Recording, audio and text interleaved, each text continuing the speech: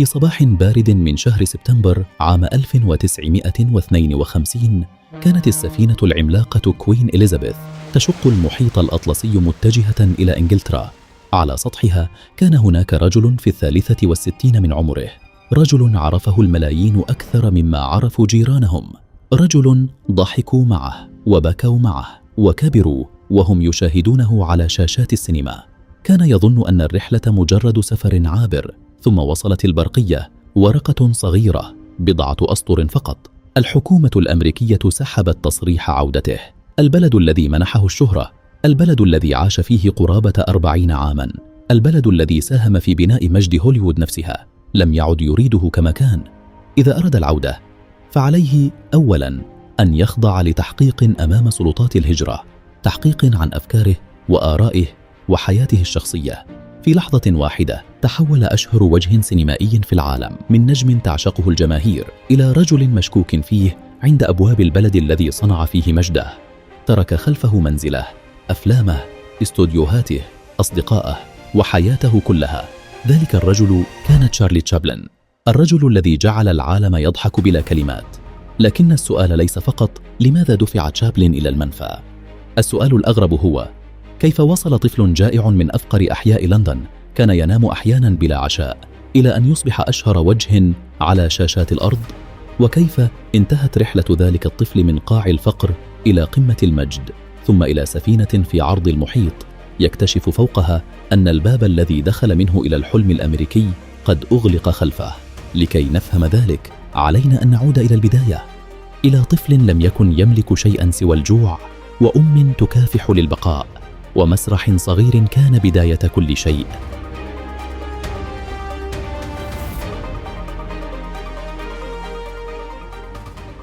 في 16 من أبريل عام 1889 ولد تشارلز سبنسر تشابلن في لندن.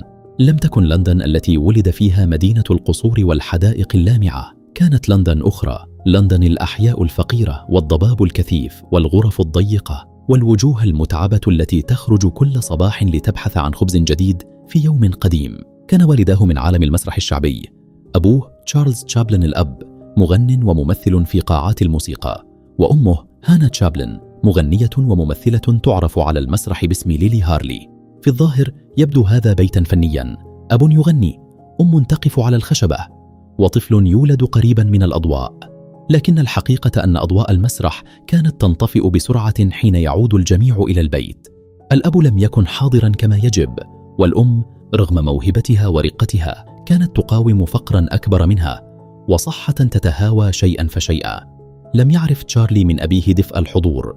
كان الأب بعيدا، غارقا في حياته، ثم غارقا في غياب لم ينج منه. أما الأم فكانت العالم كله. هانا لم تكن أما عادية في ذاكرة تشارلي، كانت مسرحه الأول. كانت تجلس عند النافذة تراقب المارة في الشارع، ثم تقلدهم لولديها. طريقة مشي رجل عابر، تعابير امرأة متعبة، كبرياء بائع صغير، خجل فقير يحاول أن يخفي فقره، غضب شرطي، وانحناءة عجوز أثقلته الأيام. كان الطفل يضحك، لكنه من حيث لا يعلم كان يتعلم الدرس الأعظم في حياته، أن الجسد يستطيع أن يتكلم، أن الوجه مسرح كامل، وأن الإنسان حتى حين يصمت يروي قصة. في تلك الغرفة الصغيرة قبل الكاميرا وقبل الشهرة وقبل المتشرد كانت هانا تصنع ابنها. لكن هذه الأم التي علمته كيف يقرأ الوجوه كان صوتها على وشك أن يخذلها فوق الخشبة.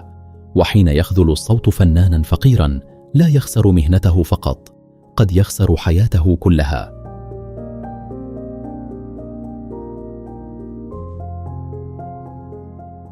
في إحدى ليالي قاعات الموسيقى وقفت هانا على المسرح لتغني. كان الجمهور ينتظر، الضوء فوقها، العازفون خلفها، والطفل تشارلي في مكان قريب يراقب أمه بعينين واسعتين. كان في 5 من عمره فقط. بدأت هانا تغني، ثم حدث ما يشبه الكارثة الصغيرة، خانها صوتها، تقطع اللحن في حلقها، ارتبكت، وبدأ الجمهور يضج ويسخر.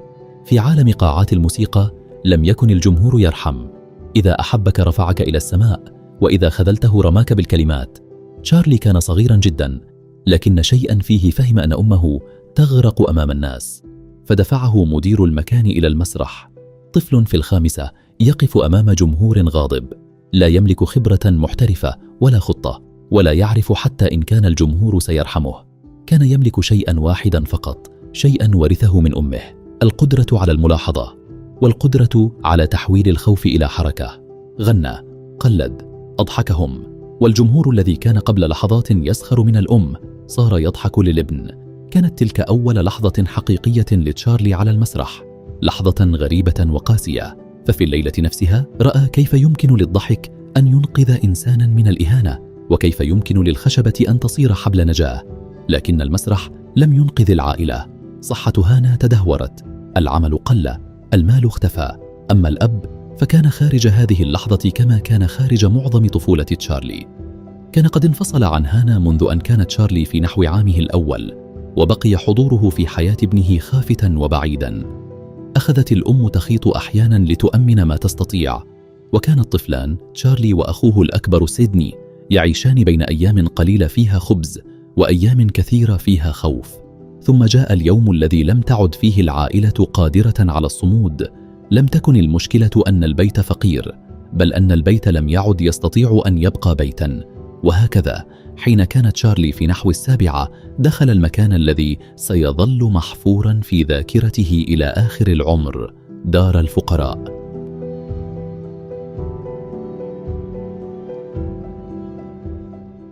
كان تشارلي في 7 تقريبا حين أرسل مع أمه وأخيه إلى دار الفقراء. ودار الفقراء لم تكن بيت رحمة كما يوحي الاسم، كانت مؤسسة باردة صارمة مصممة لتذكر الفقير كل لحظة بأنه عبء. هناك لا تدخل كإنسان له قصة، تدخل كرقم. تفصل الأم عن أطفالها، تستبدل الملابس، تقص الشعور، تتغير الوجوه، ويتحول الفقر من شعور في البيت إلى نظام كامل. وقف الطفل هناك يرى أمه تؤخذ إلى جهة وأخاه إلى جهة، ولا يفهم لماذا صار الحب فجأة ممنوعا. في تلك السن لا يحتاج الطفل إلى تفسير طويل، يكفيه أن يرى الباب يغلق بينه وبين أمه. خرج تشارلي من دار الفقراء بعد أسابيع، ثم عاد إليها مرة أخرى. فالمرض لم يترك هانا، والفقر لم يترك العائلة. وفي سبتمبر من عام 1898 حدثت الضربة التي سترافقه طوال حياته. أدخلت هانا إلى مصح للأمراض العقلية، وتشارلي في 9 سنوات فقط، والعالم يطلب منه أن يفهم ما لا يفهمه الكبار.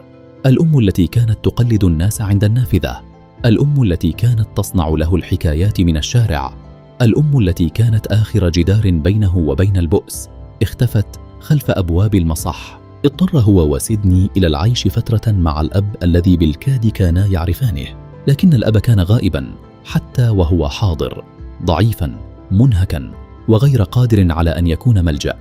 وبعد أقل من 3 سنوات مات الأب.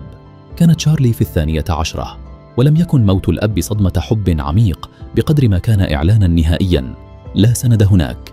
بقيت الأم مريضة، وبقي سيدني يحاول أن يحمي أخاه، وبقي تشارلي يتنقل بين الحاجة والعمل والخوف.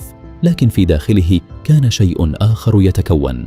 الطفل الذي عرف دار الفقراء لن ينسى الفقير أبدا، والطفل الذي رأى أمه تضيع أمامه سيظل يبحث عنها في كل امرأة حزينة على الشاشة، والطفل الذي تعلم أن الضحك قد يخفي الخوف سيجعل العالم كله يضحك من رجل لا يملك شيئا. لكن قبل أن يولد ذلك الرجل على الشاشة كان على تشارلي أن يعود إلى المسرح.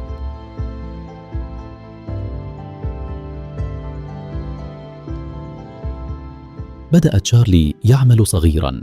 لم يكن العمل رفاهية ولا حلما فنيا، كان ضرورة. في حياة الفقراء لا تنتهي الطفولة بالتدريج، تنقطع فجأة. كان قد عرف المسرح أول مرة في 5 حين صعد بدل أمه فوق الخشبة، ثم قبل أن يبلغ 10 انضم إلى فرقة راقصة للأطفال تدعى أولاد لانكشاير 8. رقص، غنى، تعلم أن يدخل من طرف الخشبة وأن يخرج من الطرف الآخر قبل أن يشعر الجمهور بالملل. وفي نحو 12 انتقل إلى أدوار مسرحية أكثر جدية، فظهر في عروض مثل شارلوك هولمز مؤديا دور الصبي بيلي. لم يكن أجمل الممثلين صوتا ولا أكثرهم تعليما، لكنه كان يملك شيئا نادرا: عينا لا تنام. كان يراقب كل شيء، كيف يمشي الرجل المتكبر؟ كيف يحاول الفقير أن يبدو محترما بثوب مهترئ؟ كيف يخفي الجائع جوعه؟ وكيف يرفع الخائف رأسه كي لا يراه الناس خائفا؟ هذه التفاصيل الصغيرة ستصبح لاحقا كنزها الأكبر. وفي 18 تقريبا جاءه أخوه سيدني بفرصة أهم. كان سيدني قد سبقه إلى عالم المسرح المحترف وساعده على دخول فرقة فريد كارنو. وكان كارنو من أعمدة الكوميديا المسرحية البريطانية. في فرقته لم يكن الممثل يحتاج إلى الكلام الكثير، كان يحتاج إلى جسد دقيق ووجه يعرف متى يصمت ومتى ينفجر بالضحك. هناك لم يتعلم تشارلي الكوميديا فقط، تعلم الدقة، تعلم أن الضحكة ليست صدفة، الضحكة هندسة، خطوة قبل الثانية، نظرة قبل السقوط، وصمت قبل الانفجار. ثم حملته الفرقة عبر البحر. أمريكا. كان تشارلي في 21 حين وصل إليها أول مرة مع فرقة كارنو عام 1910، ولم يكن يعرف أن هذه الرحلة ستأخذه إلى البلد الذي سيصنع مجده، ثم يغلق بابه في وجهه يوما.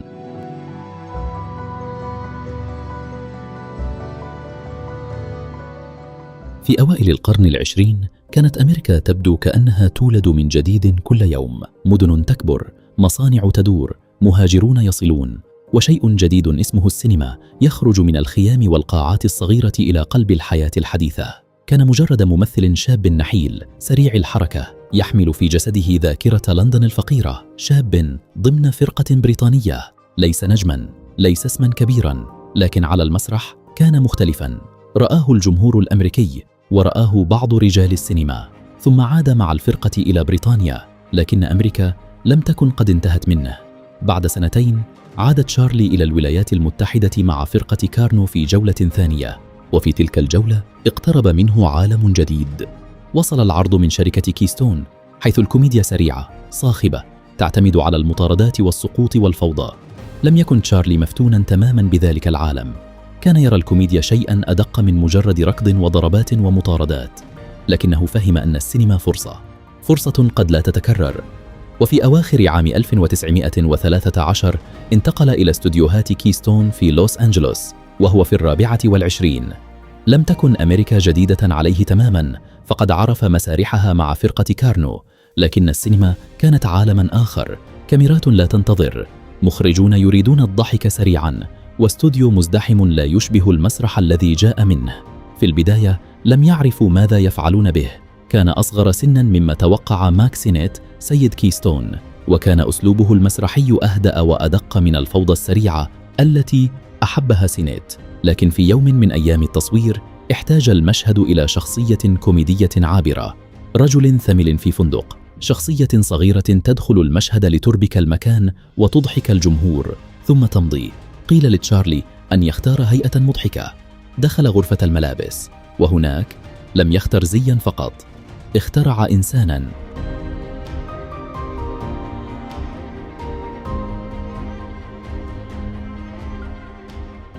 وقف تشارلي أمام الملابس وبدأ يفكر في المفارقة. بنطال واسع جدا، معطف ضيق جدا، حذاء أكبر من قدميه بكثير، قبعة صغيرة، شارب قصير لا يغطي تعابير الوجه، وعصا رفيعة تمنح الفقير هيئة رجل نبيل. كل شيء في الشخصية كان متناقضا، فقير لكنه يتصرف كأمير، جائع لكنه يرفع رأسه كأنه صاحب مطعم، مطرود لكنه يمشي كأنه يملك الشارع، ضعيف لكنه لا يسمح للعالم أن يراه مكسورا. هكذا ولد المتشرد الصغير. لم تكن الشخصية مجرد نكتة بصرية، كانت خلاصة طفولة كاملة. كان في ذلك البنطال الواسع شيء من ملابس الفقراء التي لا تناسب أجسادهم، وفي الحذاء الضخم شيء من الطفل الذي يحاول أن يمشي في عالم أكبر منه، وفي العصا الصغيرة كبرياء إنسان لا يملك إلا طريقته في المشي. ارتدى تشارلي زي المتشرد أولا أثناء تصوير فيلم آخر، لكن الجمهور رآه للمرة الأولى عام 1914 في فيلم كيد أوتو ريسز أت فينيس. وفي وقت قصير حدث ما لم يتوقعه أحد. بدأ الناس يتعرفون عليه فورا، لا يحتاجون إلى اسمه، يكفي أن يروا القبعة والشارب والعصا والخطوة المتمايلة فيعرفوا أن هذا هو الرجل الذي سيقع ويقوم ويطرد ويعود ويهان ثم يبتسم. كان العالم في تلك السنوات يدخل زمنا قاسيا، حرب تقترب، فقر يتسع، مصانع تبتلع العمال، ومدن تزدحم بوجوه لا يعرفها أحد. وفجأة ظهر على الشاشة رجل صغير يشبه الجميع، ليس بطلا قويا ولا ملكا ولا عبقريا، بل متشردا. لكن هذا المتشرد كان يملك شيئا لم يملكه كثيرون، كرامة لا تموت. ولهذا أحبه الناس، رأوا فيه أنفسهم، رأوا الفقير الذي يرفض أن يمحى، رأوا الإنسان الذي يخسر كل شيء ثم يعدل قبعته ويمضي. وفي أشهر قليلة لم يعد تشارلي مجرد ممثل في شركة، أصبح ظاهرة.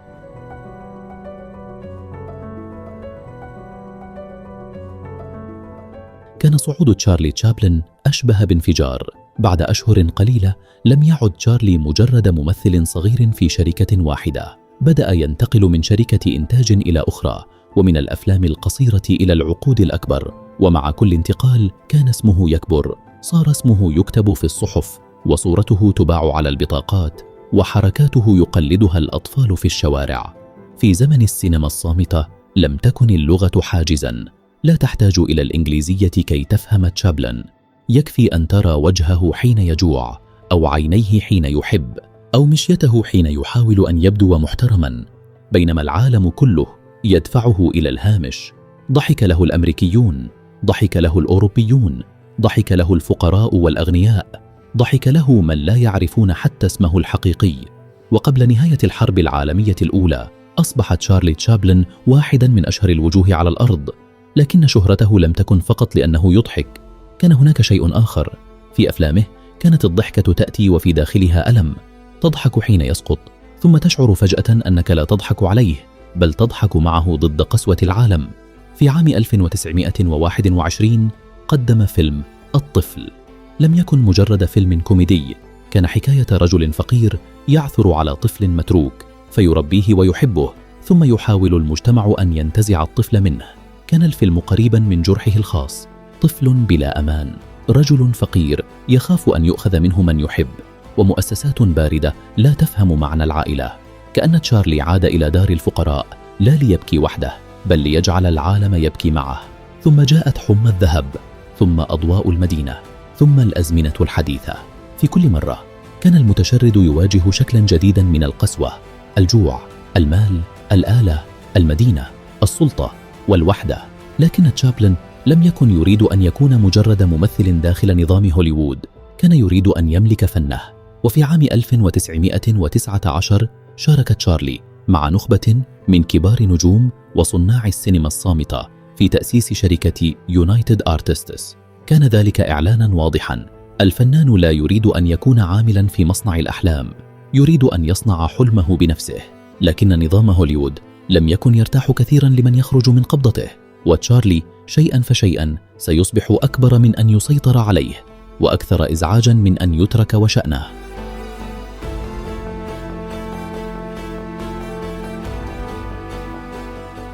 في أواخر العشرينيات وقع الزلزال، السينما تكلمت، ظهر الصوت في الأفلام وتغير كل شيء. ممثلون صامتون اختفوا، نجوم سقطوا، استوديوهات تبدلت، والجمهور الذي كان بالأمس ينبهر بالصورة وحدها صار يريد أن يسمع الكلمات. لكن تشارلي تشابلن رفض أن يستسلم بسرعة. بالنسبة إليه لم تكن السينما الصامتة نقصا، كانت لغة عالمية. كان المتشرد يستطيع أن يدخل أي بلد بلا ترجمة، لأن حركته هي لغته. لو تكلم سيصبح إنجليزيا أو أمريكيا أو أجنبيا، أما صمته فكان يجعله إنسانا فقط. لذلك في عام 1931 قدم أضواء المدينة، فيلما صامتا بموسيقى ومؤثرات صوتية. في زمن بدأ فيه الجميع يتكلم، كان قرارا جريئا. كثيرون ظنوا أن زمنه انتهى، لكن الفيلم نجح.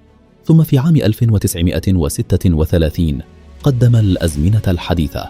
هناك وقف المتشرد أمام الآلة، عامل صغير داخل مصنع هائل.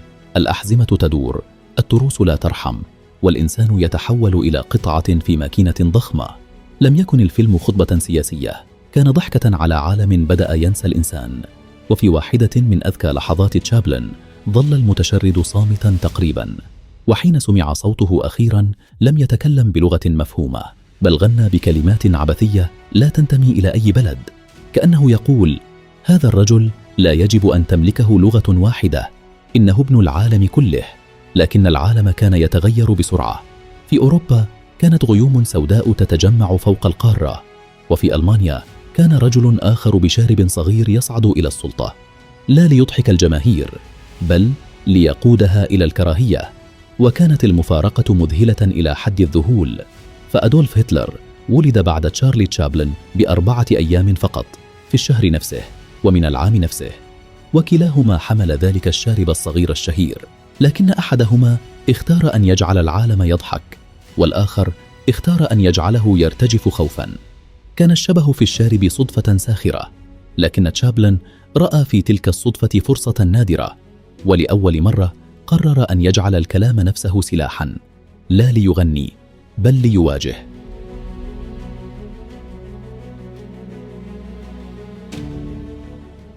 عام 1940 أطلق تشارلي تشابلن فيلم الدكتاتور العظيم. كان هذا أول أفلامه الروائية الكاملة بالصوت، وفيه سخر من الدكتاتوريات الصاعدة في أوروبا، ومن عبادة الزعيم، ومن الجنون الذي يحول السياسة إلى مسرح ضخم للخوف. كان القرار خطيراً. أمريكا في بداية الحرب العالمية الثانية لم تكن قد دخلت الحرب بعد، وكثيرون لم يكونوا يريدون مواجهة مباشرة مع ما يحدث في أوروبا. لكن تشابلن الذي بنى مجده كله تقريبا من دون كلمات شعر أن الصمت هذه المرة لم يعد حكمة ولا فنا، بل تواطؤا مع الخوف. لعب دورين: حاكما متغطرسا يصرخ ويمثل جنون السلطة، وفي أحد أشهر مشاهد الفيلم راح الدكتاتور يرقص مع كرة أرضية منفوخة كأنها بالون، يرفعها إلى السماء، يحتضنها ويتلاعب بها كأن العالم لعبة صغيرة بين يديه، صورة ساخرة تختصر جنون كل طاغية يحلم بابتلاع الأرض.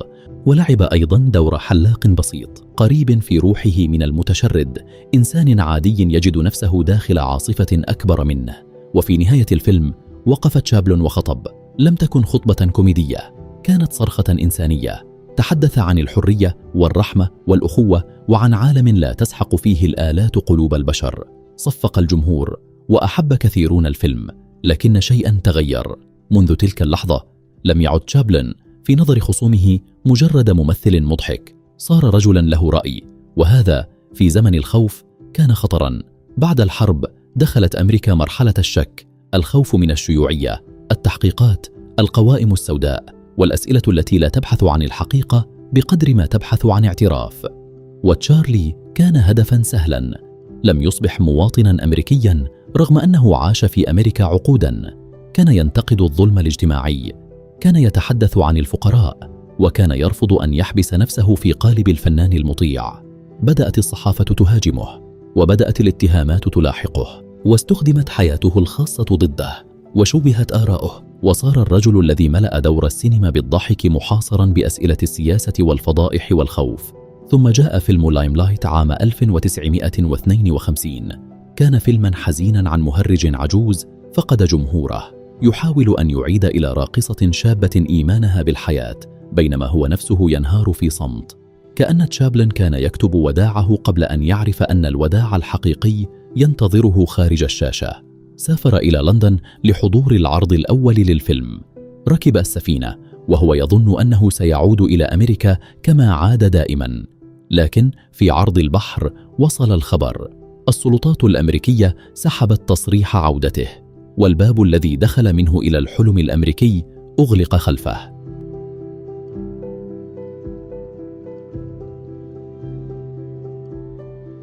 كانت السفينة كوين إليزابيث تشق المحيط الأطلسي. على متنها كان تشارلي تشابلن في 63 من عمره ذاهبا إلى أوروبا ليعرض فيلمه الجديد لايملايت. كان يظن أنها رحلة عابرة، لكن بعد مغادرته الولايات المتحدة أعلن أن تصريح عودته قد ألغي، وإن أراد الرجوع فعليه أن يواجه تحقيقا في آرائه وسلوكه وولائه. الرجل الذي جاء إلى أمريكا شابا لا يملك إلا موهبته، والرجل الذي ساهم في صنع مجد هوليوود صار فجأة غريبا مشكوكا فيه. لم يعد تشابلن، لم يقبل أن يعود من باب التحقيق، فاختار البقاء بعيدا. استقر في سويسرا في قرية هادئة قرب بحيرة جنيف مع زوجته أونا وأطفاله. هناك بعيداً عن ضجيج هوليوود عاش سنوات طويلة، واصل العمل، صنع أفلاماً لاحقة، كتب موسيقى وراجع إرثه. لكن شيئاً ما تغير. المتشرد الصغير لم يعد يمشي في شوارع أمريكا، والفنان الذي كان يملك العالم صار يتابع من بعيد كيف يتغير العالم من دونه. ومع مرور السنوات بدأت العاصفة تهدأ، تغيرت أمريكا وتغيرت هوليوود، وبدأ جيل جديد ينظر إلى تشابلن لا بوصفه خطراً بل بوصفه أحد الآباء الكبار للسينما. وفي عام 1972 جاءت الدعوة، الأكاديمية تريد تكريمه بجائزة أوسكار فخرية.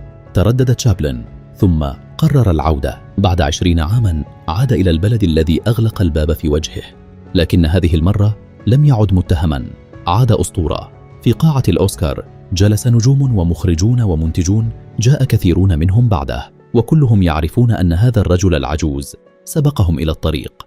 قبل المؤثرات الضخمة، قبل الصوت، قبل الألوان، قبل الصناعة الهائلة، كان هناك رجل بقبعة صغيرة وعصا يقف أمام كاميرا صامتة ويجعل العالم كله يفهمه. عرضت لقطات من أفلامه. المتشرد يمشي، يقع، يجوع، يطرد، ثم يقوم. ومع كل لقطة كان الجمهور يرى أكثر من كوميديا. كان يرى تاريخ السينما وهو يتحرك على قدمين واسعتين وحذاءين أكبر من اللازم. ثم ظهر تشابلن على المسرح، وما إن ظهر حتى انفجرت القاعة بالتصفيق. نهض الحاضرون، واستمر التصفيق دقائق طويلة في واحدة من أشهر لحظات التكريم في تاريخ الأوسكار. لم يقل تشابلن الكثير. كيف يمكن لإنسان أن يلخص حياة كاملة في دقيقة؟ قال شكراً، وكانت كافية. بعد ذلك بسنوات قليلة منح لقب فارس في بريطانيا، وعاش سنواته الأخيرة في سويسرا بعيداً عن الضجيج، إلى أن رحل في يوم عيد الميلاد عام 1977. لكن إرثه كان قد استقر في مكان لا تصل إليه قرارات المنع ولا حملات التشويه. في تاريخ السينما هناك بقي تشابلن واحداً من الذين لم يمثلوا عصرهم فقط، بل غيروا شكل الفن بعدهم.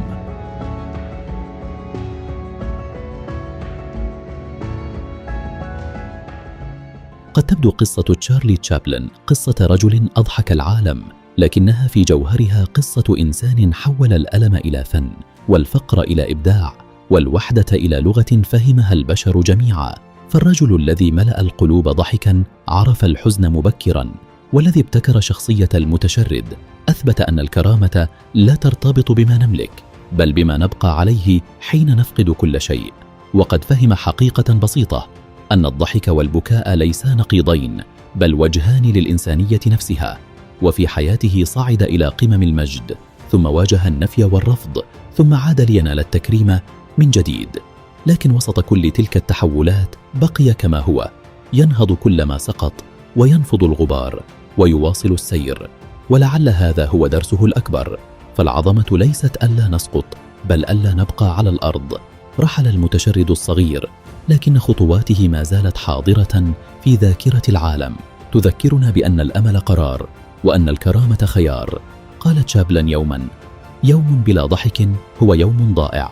وربما كانت تلك خلاصة حياته كلها، فقد علم الناس أن تضحك لا لأن الحياة سهلة، بل لأن الإنسان يستطيع أن يجد في قلب المعاناة سببا للاستمرار. إذا أعجبك هذا الفيديو لا تنسى الضغط على زر الإعجاب والاشتراك في القناة ليصلك كل جديد، كما يمكنك الاطلاع على جميع المصادر والمراجع المستخدمة في هذا الفيديو من الروابط الموجودة أسفل الوصف.